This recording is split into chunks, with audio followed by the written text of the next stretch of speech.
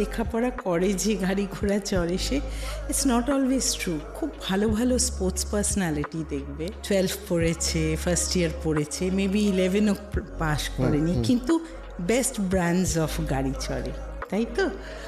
Is it defined as success? মানে definition of success আর relation to money বা what you achieve, দুটো কি এক?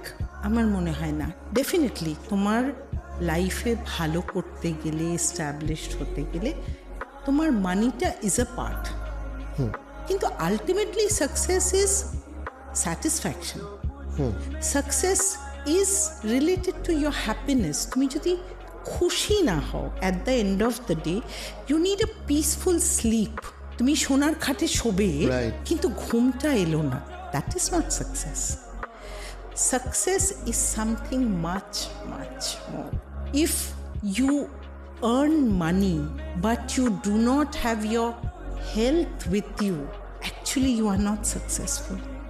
You have money but you're not having the smile on your face, you are not successful. Success is more than money.